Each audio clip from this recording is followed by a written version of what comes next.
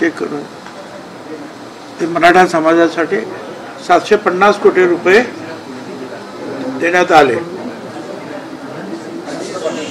माझा त्याला विरोध नाही आहे. माझा विरोध हा आहे की त्या बजेटमध्ये दुसरी एक प्रत आहे. महाराष्ट्र राज्य मागासवर्गीय वित्त आणि विकास महामंडळ 5 कोटी रुपये,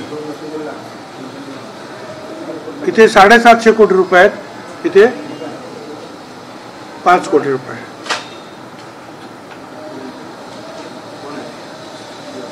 इतरांना सुद्धा. तर मी म्हटलं हे जे अशी जी डिस्पॅरिटी जी आहे हे असता कामा नये ना. उलट हा समाज जो आहे, मी मीटिंगमध्ये सांगितलं की 54% हा समाज 1931 पासून मांडण्यात आलेला आहे त्यावेळच्या जातीगणनाप्रमाणे, आणि सुप्रीम कोर्टानं सुद्धा मंडल आयोगाला मान्यता देताना त्या 54%वर 27% आरक्षण दिलेलं आहे. हे 54% आहे. 20% दलित आणि आदिवासी आहेत, हे सगळ्यांना माहिती आहे. 13% 74% झाले. 3% हा निश्चितपणे ब्राह्मण समाज असणार, 77% झाले. त्याच्यानंतर मग जैन आहेत, इतर जे आहेत वगैरे वगैरे, आणि मग उरलेला जो आहे हा मराठा समाज आहे. आता किती आहे काय तो तुम्ही विचार करा. आमचं म्हणणं असं आहे की या 54% समाज असलेल्या मला 5 कोटी तुम्ही देता आणि तिथे 750 कोटी रुपये जातात, काय चाललंय काय म्हटलं हे बघा तुम्ही. हा एक प्रश्न जो आहे मी आज मांडला, पण ते म्हणाले की नाही काय हे सुधारित इतिहास जे आहे परत एकदा मांडणी करून त्या, कारण आमचे जे आहेत काहीतरी 20-22 छोट्या छोट्या कंपन्या आहेत जे ओबीसी महामंडळ आणि त्याच्या अंतर्गत आहे. ओबीसी महामंडळाला आले तरच पैसे खाली येतील ना. तर तिथे 5 कोटी आहेत, खाली काय येणार, काहीच येणार.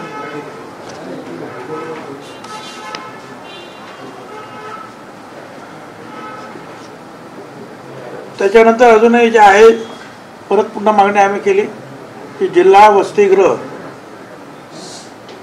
मुलांचं आणि मुलींचं वसतिगृह जिल्ह्यामध्ये, आणि विभागीय प्रादेशिक जे कार्यालय आहेत या ओबीसी डिपार्टमेंटची, त्यांना जागा देण्याचा प्रस्ताव अजूनही महाराष्ट्राचा पूर्ण झालेला नाही. त्याच्यावर ताबडतोब लक्ष द्यायला पाहिजे. आणि मग या महाज्योतीमधील जी मंडळ आहेत त्याच्या अंमलबजावणीसाठीचे संचालक मंडळ पाहिजे. त्यांना पूर्ण स्टाफ दिलेला नाही आहे अजून महाज्योतीला. आणि या इतर मागासवर्गीय हे जे डिपार्टमेंट आहे त्या डिपार्टमेंटला स्टाफ दिलेला नाही अजून पूर्ण. तो स्टाफ ताबडतोब द्या.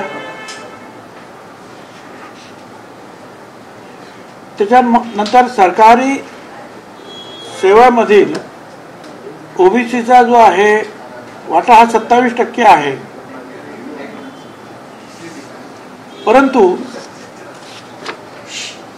शासनाच्या रिपोर्ट प्रमाणे आतापर्यंत फक्त 9% ओबीसी या सरकारी कार्यालयांमध्ये त्यांना जागा मिळाली. फक्त 9%, म्हणजे बॅकलॉग आहे. बॅकलॉग आता बघा किती आहे, 2/3 बॅकलॉग आहे. 1/3 फक्त जागा भरल्या, 2/3 बॅकलॉग आहे. त्याचा मागोवा घ्या. आरक्षण जेव्हा आपण मागतो नोकरी धंद्यामध्ये याच्यात त्याच्यात, त्यामुळे हा पण बॅकलॉग, एवढा बॅकलॉग आहे हा भरा. मध्ये आम्ही जे मागे दलित समाजाचा आदिवासी समाज असा ड्राईव्ह घेतला होता की प्रत्येक ठिकाणी किती आहेत, आणि मग त्याप्रमाणे निर्णय केले होते आम्ही की अगोदर हा बॅकलॉग भरा. तसं आमचं म्हणणं आहे की या ओबीसीचा बॅकलॉग तर भरा. हा एक भाग त्याच्यामध्ये. त्याच्यानंतर आता आम्ही कोर्टामध्ये जे आहेत वेगवेगळ्या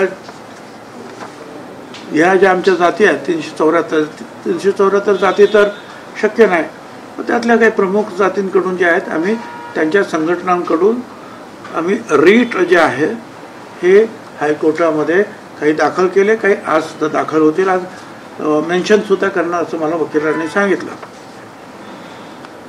त्याच्यामध्ये महाराष्ट्र राज्य नाभिक महासंघ आहे, त्यांचा मी एका रीटवरती आहे.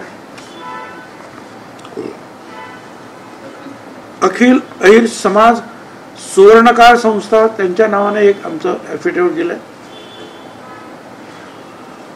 कुणबी सेनेच्या नावाने एक ॲफिडेव्हिट गेलेला आहे. एक माळी समाज महासंघाच्या वतीने एक ॲफिडेव्हिट करतो. एक समता परिषदेचे आमचे कार्यकर्ते हे पदाधिकारी सदानंद मंडलिक यांच्या नावानं असे 4-5 जे आहेत रीट जे आहेत हे आम्ही दाखल करतो आहोत. आणि याच्यामध्ये जे आम्ही ताबडतोब काही ना काहीतरी आम्हाला सवलत मिळायला पाहिजे, याच्यामधून काय म्हणतात सवलत मिळाली पाहिजे किंवा निर्णय झाला पाहिजे लवकरात लवकर. याचं कारण असं आहे की 2 तारखेला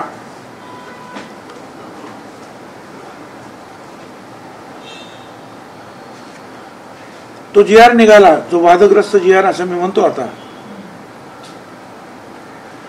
10 तारखेला हे विभागीय आयुक्तांचं पत्रक सगळ्यांना गेलं. विशेषतः कुणाला गेलंय ते मराठवाड्यामध्ये. आणि त्याच्यामध्ये वरती लिहिलेलंच आहे की मराठा समाजाच्या व्यक्तींना कुणबी जात प्रमाणपत्र देण्याच्या अनुषंगाने करावयाच्या कार्यवाहीबद्दल. आणि मध्ये वेगवेगळे जे आहे तुमचे जे आहे ते शासन क्रमांक वगैरे पत्रकाचे क्रमांक वगैरे सगळे ते दिलेले आहेत. आणि पुढे जे आहेत पुढे पत्रक तुम्हाला मी देतो ते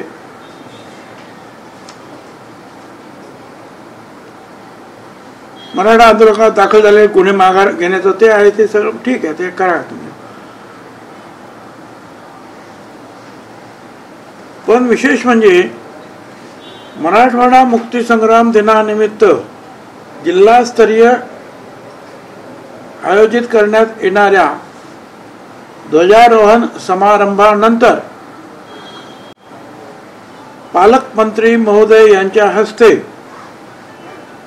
2 सप्टेंबर 2025च्या शासन निर्णयान्वये, म्हणजे आता 2 तारीख झाली, शासन निर्णयान्वये मराठा समाजातील काही व्यक्तींना कुणबी मराठा कुणबी मराठा जात प्रमाणपत्र वाटप करण्याचे नियोजन करण्यात यावे. 2 तारखेला निघाला, आता ताबडतोब 10 तारखेला त्यांचं म्हणणं वाटप करून टाका. पालकमंत्र्यांनी तिकडे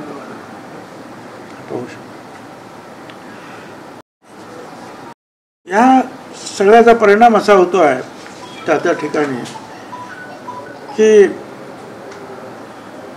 आतापर्यंत 4-5 दुर्दैवाने त्या विभागात झाल्या. 11 सप्टेंबरला भरत कराड रेणापूर तालुक्यातील या तरुणानं ओबीसी आरक्षण संपुष्टात येतंय म्हणून आपलं जीवन संपवलं. 14 सप्टेंबरला गोरख नारायण देवडकर त्याच कारणावरून त्याने आत्महत्या केली. त्याच दिवशी हा नाथापूर गावातील आहे, बीड जिल्ह्यातील, आणि त्याच दिवशी नागनाथ कांगणे महालिंगी तालुका कंधार याने आत्महत्या केली. आणि 15 सप्टेंबरला धनंजय नाथा गोरे, हस्त पोखरी, तालुका अंबड यांनी आत्महत्या केली. माझी एक तर सगळ्यांना विनंती आहे, समाजाला, ओबीसी समाजाला, भटक्या विमुक्त, कृपया या आत्महत्या करू नका. आम्ही पूर्ण ताकदीनं आपलं आरक्षण वाचवण्याचा प्रयत्न करतो आहोत आणि आम्हाला खात्री आहे की याच्यामध्ये आम्हाला निश्चितपणे यश मिळेल.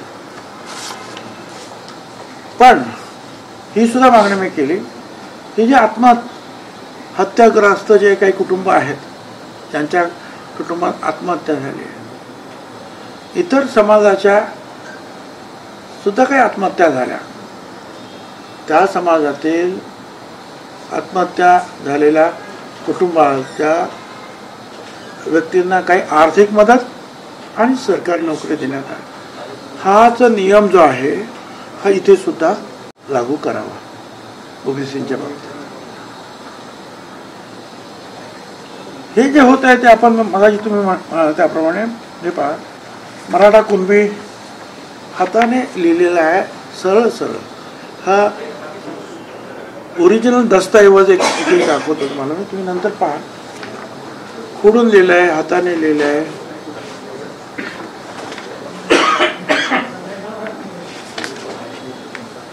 मराठी कुणबी, मराठा कुणबी, मराठी कुणबी,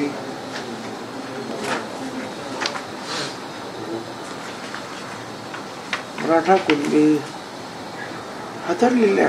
हस्ताक्षर शाही सगळ्यात फरक आहे. म्हणजे असं तुम्ही खडाखोड करून लिहिलेलं आहे.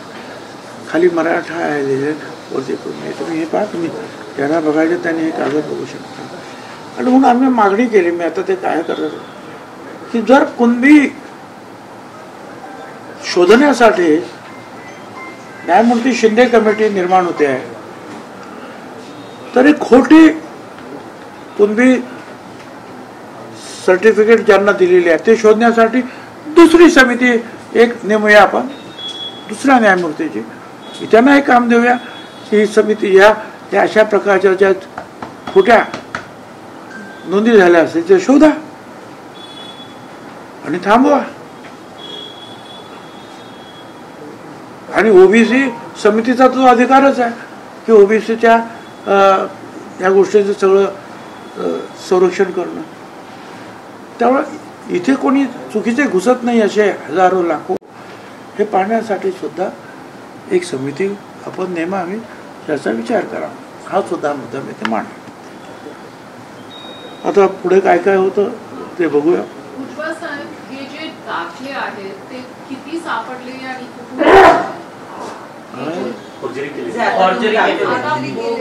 बोगस जे दाखले किंवा नोंदी आहेत ते किती सापडले आणि कुठून सापडले? अहो, हे जे आहेत ना, आम्हाला तिकडचे जे आहेत ना त्या विभागातील ऑफिसमधल्याच लोकांनी पाठवून दिले. ऐकून घ्या, ते जर मला माहिती असतं 1 लाखो लोकांच्या, त्याच्यासाठी तर मी समिती नेमायला सांगतोय ना. They must be in lakhs. पण हे नोंदी आहेत, रेकॉर्ड आहे. अरे ते खोटं लिहिलेलं आहे त्याच्यावर, मराठा समाजावर सरळ सरळ खोटं लिहिलेलं आहे. पहा ना तुम्ही. पण ज्या कुणबी नोंदी खऱ्या असतील त्याला आपला आक्षेप नसतो. खऱ्या नोंदीला काय हरकत करायचं करा ना. आणि म्हणूनच मी सांगितलं, मागचं ते पत्रक जे निघालेलं आहे त्याच्यामध्ये खऱ्या कुणबी जे आहे ते सापडल्यानंतर तिथे ते थांबलं. आणि त्याच्या पुढे मराठा समाजाला कुणबी कसं सर्टिफिकेट मिळेल याची प्रक्रिया लिहिलेली आहे की काय काय करायला मग मराठा समाजाला. म्हणजे अगोदरच हे खोटी लिहिलेच आहे आणि आता सरळ परिपत्रक काढूनच आमंत्रण दिलेलं आहे की मराठा समाजाला अशा रीतीने कुणबी करून घ्या म्हणून. तुम्ही सुरुवातीला एक सोलापूरचं पत्रक समोर आणलं होतं, त्याच्यामध्ये कशा पद्धतीनं प्रमाणपत्र वाटपा संदर्भामध्ये लिहिलं हे देखील समोर आणलं होतं. त्यानंतर तुम्ही महसूल मंत्र्यांशी बोललात, बावनकुळेशी बोलला होता, त्यांना फोन केला, परत ते सुधारण्यात आली. हे असताना सुद्धा अजूनही अशाच पद्धतीचे जर आदेश दिले जात असतील तर सरकार तुमचं ऐकत नाही का? तुम्ही सत्ताधारी पक्षात एक महत्वाची मी ह्या प्रश्नाला उत्तर देत नाही. मी समितीमध्ये काय मांडलं आणि काय नाही हे तुम्हाला मी सांगतो. पण ही समिती कोण स्थापन करणार? हां, समिती कोण स्थापन करणार? आता हे जे आहेत आमचे मंत्री जे आहेत त्याचा विचार करतील आणि त्याप्रमाणे जे आहे पुढे काय करायचं ठरवतील. आम्ही तर मागणी केलेली आहे की शोधा आता असं काय करायचं. जी समिती गठीत करा असं सांगताय, तर आता जी महसूलने आदेश काढले ना ते स्थानिक पातळीवरचे प्रशासकीय अधिकारी घेतलेले, तुम्ही क्रॉस व्हेरीफाय करण्याच्या संदर्भातली मग कुठली समिती असेल तेच अधिकारी असणार आहेत ना परत? कोणता दुसरे करता येईल ना आम्हाला जर न्यायमूर्ती. मग असं आहे की सगळ्या महाराष्ट्रामध्ये जात पडताळणीवाले काय जात ठरवणारे ही प्रक्रिया होतीच ना. ती असताना सुद्धा खास कुणबी तिकडच्या शोधण्यासाठी न्यायमूर्ती शिंदे नेमले ना तुम्ही समितीत, तसाच दुसरी समिती की बाबा हे चुकीचे आहेत काय हे शोधा करा. एवढंच आमचं. मागच्या बैठकीत पण तुम्ही मागणी केली होती ना की श्वेतपत्रिका काढायच्या कुणबी नोंदी आढळलेल्या आहेत, काम केले ना. तीच ही मागणी आहे ना. म्हणजे आठवडा झाला अजून त्याच्यावर काय पुढे झालं नाही का? मग असं आहे की एक आठवड्यामध्ये काय काय होतं. आम्ही एक आठवड्यात एकच झालं की काही पैसे जे आहेत आम्हाला ताबडतोब जे आहेत ओबीसी त्या खात्याला मिळाले, काही रिलीज झालं. काही जे आहेत आणखीन डिसेंबरच्या ह्याच्यामध्ये काय म्हणतात तुमच्या पुरवणी मागण्यामध्ये द्या असं सांगितलेलं आहे. काहीची मागणी करतो. बाकीच्या ज्या ज्या गोष्टी आहेत त्याचा आता विचार चालू काय काय करायचं. मी सुरुवातीला सांगितलं की अण्णासाहेब पाटील विकास मंडळाला 750 कोटी मिळत आहे, एकीकडे दुसरीकडे दुसऱ्या समाज मंडळाला केवळ 5 कोटी मिळत आहे. याची प्रोव्हिजन अर्थ मंत्रालय करतं. अर्थमंत्री अजितदादाच आहेत, आपल्याच पक्षाचे नेते आहेत. त्यांच्या कानावर ही गोष्ट घातली जाईल की अशा प्रकारे दुजाभाव केला जातो? जाईल ना, जाईल. ही गोष्ट काढणारच ना काढणार. खरं तर सलग ते अर्थमंत्री आहेत, अजितदादा सलग अर्थमंत्री आहेत आणि 25 वर्ष आणि मागचे 3.5 वर्ष याचा आढावा घेतला तर हे सगळे निर्णय अजितदादांच्याच काळात आहेत. त्यामुळं ओबीसी नेत्यांचं असं म्हणणं आहे की अजित पवारांचा ओबीसी समाज ना आवडताय का? एकीकडे पीएचडीच्या पोरांना तुम्ही पैसे देत नाहीत आणि दुसरीकडे करोडो रुपये तुम्ही मागच्या 3.5 वर्षात वाटलेले आहेत.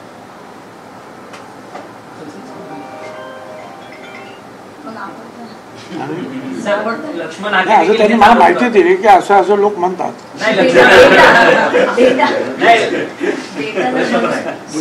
हैदराबाद गॅजेटच्या संदर्भात आता कसे मते लागली लोकांची की काल धनंजय मुंडेंनी बंजारा समाजाच्या मेळाव्यात म्हटलं की वंजारी बंजारा एकच आहे आणि ठिकाणी परत आदिवासी आता समुदाय सांगते की एसटी मध्ये कुठल्याही परिस्थिती घेऊन देणार नाही.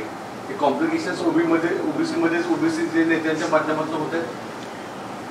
असं आहे की मी याच्यावर जास्त भाष्य करणार नाही, परंतु एकदा हैदराबाद गॅझेट याप्रमाणे वाटेल तसे निर्णय घ्यायला सुरुवात झाली की मग आपण अनेक संकटांना आपोआपच आमंत्रण देतो. अनेक प्रश्न जे उपस्थित होतात हा त्याचा अर्थ आहे. आतापर्यंत अनेक लोक जे आहेत अधिकारी निर्माण झाले, मंत्री मुख्यमंत्री निर्माण सगळे निर्माण झाले.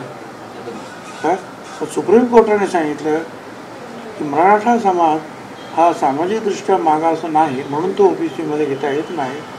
हे त्या मंत्र्यांनी ठरवलं, मुख्यमंत्र्यांनी ठरवलं. हा त्यांचा शहाणपणा आहे, चांगुलपणा आहे. आज त्यांनी केलं नाही त्याच्यामुळे हे प्रश्न आले नव्हते. आता ह्या ज्या प्रश्न मी तर म्हणा ज्या पद्धतीनं दबाव निर्माण झाला आणि दक्षिण मुंबई बंद करण्यात आली 3-4 दिवस, त्यापोटी जे काही निर्माण झालं त्याला आता हे अफशूट्स आता वेगवेगळे निघतील. वेगवेगळ्या त्या गोष्टी आता फुटतील का? तुम्ही जे आता दाखले जे दाखवले त्या नोंदी अलीकडे झालेल्या आहेत असं तुमचं म्हणणं आहे. त्या कमिटीच्या दबावामुळे भ्रष्ट मार्गात झाले असेल किंवा अन्य मार्गात तुम्ही म्हणताय की ह्या दाखल्यांच्या किंवा नोंदींच्या तपासणीसाठी दुसरी कमिटी घ्यावा, तर ही कितपत पारदर्शक पद्धतीने करत असं वाटतं की तुमची सरकारी यंत्रणा एकूण कशा पद्धतीने काम करते? या संदर्भात तुम्ही काही मुख्यमंत्र्यांच्या निदर्शनाला आणून दिले? आता आमची ही समिती जी आहे ना ती मंत्रिमंडळ समितीच आहे. पण याचा सगळा रिपोर्ट हा मुख्यमंत्र्यांकडे जाणार आणि काय आमचं समितीचं म्हणणं आहे ते सुद्धा त्यांच्याजवळ मांडणार. सर, भाजपचा डीएनए ओबीसी आहे असं सातत्यानं प्रधानमंत्री किंवा मुख्यमंत्री बोलत असतात. याच भाजपच्या डीएनएला दुखावण्याचं काम भाजप करतात. ते त्यांना विचार मला विचारतो प्रश्न कुणाला विचारतो बाबा तुम्ही? परंतु ओबीसी तुम्ही सांगता प्रश्न त्यांचा आहे, त्यांना प्रश्न विचारा, मला काय प्रश्न? ओबीसीचं तुम्ही नेतृत्व करताय सर. अरे पण मी ओबीसीचा आहे तर मी ओबीसीचं सांगतोय. आता कुणाला काय वाटतं आणि कोणाला काय वाटतं आणि कुणाचं नुकसान आहे, फायदा आहे, काय आहे, आणि कोण काय म्हणतं हे त्यांना तुम्ही विचारलं, मला काय माहिती आहे. मागच्या वेळेला तुम्ही असं म्हणाला एवढं काय की आमचं नुकसान होत आहे, ओबीसी समाजाचं नुकसान होत आहे, एवढं मी निश्चित म्हणून बोलतो. भटक्या विमुक्ताने ओबीसी समाजाचं मागच्या वेळेला तुम्ही म्हणाला होतं की शरद पवार असेल किंवा अजित पवार असेल यांना या मराठा आरक्षण प्रश्नामध्ये जे ओढलं जात आहे किंवा त्यांना जी घोषणा दिली जात आहेत, नावं ठेवली जात आहेत, तसं करू नये असं तुम्ही मागच्या वेळेला म्हणाला होतात. परंतु राधाकृष्ण विखे पाटील यांनी मात्र शरद पवारांच्या बद्दल बोलताना असं म्हटलं की ज्यांनी 50 वर्ष आरक्षण रखडवून ठेवलं समाजाचं, त्यांनी आम्हाला सांगू नये की समाजाला आरक्षण कसं द्यावं. मला नाही वाटत त्यांनी कसं काय रखडून ठेवलं. आणि 50 वर्ष ते कुठे काय मुख्यमंत्री होते, ते मुख्यमंत्री काही वर्षासाठी होते. आणि ज्या वेळेला हे आलं मंडल आयोग, त्याच्यानंतर जे लागू ते केलं 30 वर्ष 93च्या नंतर, त्यावेळेला सुप्रीम कोर्टाने सांगितलं ना की आयोगाच्या थ्रू सगळे होणार. मंत्र्यांचे आणि मुख्यमंत्र्यांचे अधिकारच काढून घेतले ना, आयोगाच्या थ्रू जा आणि मग जर होत असेल तर करा असं म्हटलेलं आहे ना. मी असं पण म्हटलं होतं, आता तुम्ही पवार साहेबांचं नाव घेतलं म्हणून, की मागच्या वेळेला पण मी तुम्हाला म्हटलं, त्याचा दुसऱ्या दिवशी हायकोर्टामध्ये प्रश्न उपस्थित झाला की तुम्ही ओबीसीतून सर्व मराठा समाजाला आरक्षण मागता, एक मराठा लाख मराठा समाजाला आरक्षण मिळालंच पाहिजे. हे आरक्षण तुम्हाला पाहिजे आहे, 10% आरक्षण जे मिळालं मराठा समाजाला ते नको आहे का? त्याच्या अगोदर दुसरं 10% आरक्षण EWS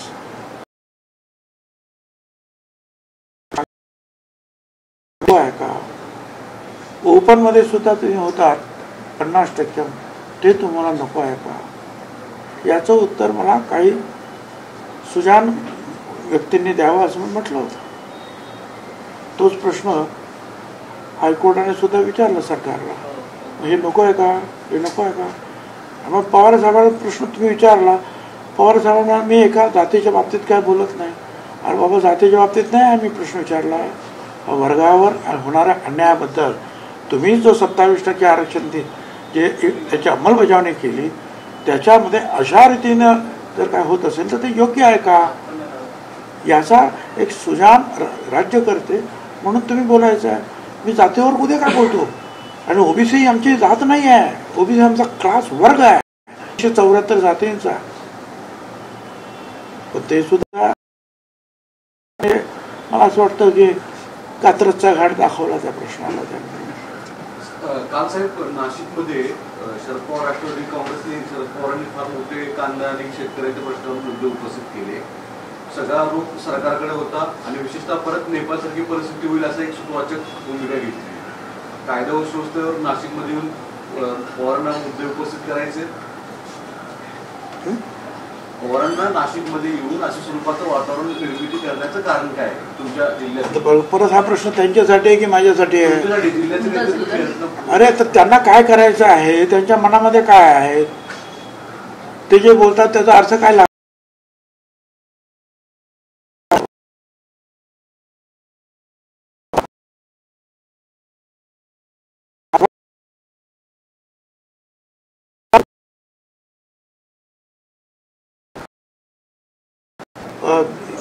नाफेड येतो म्हटल्याबरोबर ताबडतोब 400-500 रुपयाने भाव कमी झाले आणि शेतकरी अडचणीत आला.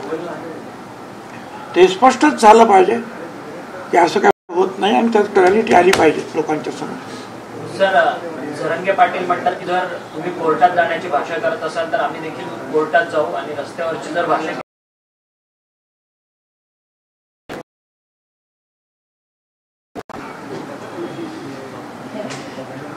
आणखी काय करायचं? या ना कोर्टात, या ना, काय करायचं या.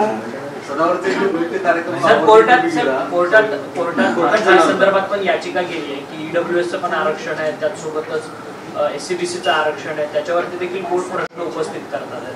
आणि अशातच ते तुम्हाला आव्हान देतात ओबीसींना की आम्ही तुम्ही कोर्टात गेला तर आम्ही पण कोर्टात घेऊ. ते अगोदरच कोर्टात गेलेले आहेत 2-4 वर्षापासूनच की आमचं ओबीसीचं आरक्षण जे आहे हे पूर्णपणे काढून टाकलं. एक केस आहेच त्यांची तशी. त्यांनी एक लक्षात घेतलं पाहिजे, ज्या मंडल आयोगाची तुम्ही गोष्ट करता तो मंडल आयोग हा केवळ महाराष्ट्राचा प्रश्न नाही आहे, हा अख्ख्या देशाचा प्रश्न आहे, देशातील सर्व राज्यांचा प्रश्न आहे, देशातील 54% लोकांचा प्रश्न आहे. आणि ते तुम्ही जाऊन करणार का मंडल आयोगाला चॅलेंज करणार? आणि मंडल आयोगाला चॅलेंज करणाऱ्यांना मला सांगायचं आहे 9 जजेसच्या घटनापीठानं सुप्रीम कोर्टाच्या त्याच्यावर शिक्कामोर्तब केलेला आहे. माहीत नसतं कधी कधी लोकांना बोलतात. अभ्यासाचा प्रश्न असतो. धनंजय मुंडे म्हणतात की वंजारी आणि बंजारा उत्तर झालं. ओके. एक प्रश्न, तुम्ही जर सदावर्तीच्या लेखीच्या कौतुक सोहळ्याला गेला होता त्याची चर्चा होती. मला आमंत्रण आलं होतं आणि समजा लहानपणाचं कुणी मुलगी जाते असे बॅरिस्टर होण्यासाठी आणि तिच्यासाठी जर एक स्वागत समारंभ ठेवला तर काय जाऊ नये असं काय आहे? हो जाईन, मला वेळ मिळाला. आणि अशा ज्या आहेत लहान समाजातील मुलं जात असतील परदेशात आणखी शिकत असतील बॅरिस्टर होत असतील तर आपण कौतुक केलं पाहिजे. ते भाऊ काय नाही. पण सर ते सदावर्ते मराठा समाजाच्या आरक्षणाच्या विरोधात कोर्टात भूमिका घेतात, त्यामुळे जोरदार चर्चा होते या सगळ्या गोष्टींची. तुम्ही त्यांच्या हो ना, मग काय चर्चा झाली तर काय करायचं? चर्चा होते म्हणून तर तुमचे हे सगळे चॅनल्स आहेत ना माझ्या समोर. आता कशा आले असते?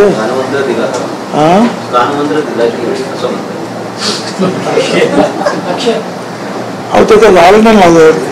हल्ली मोबाईल्स असतात ना सगळ्याकडे.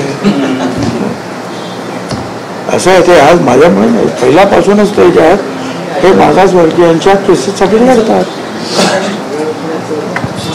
ओके चला धन्यवाद.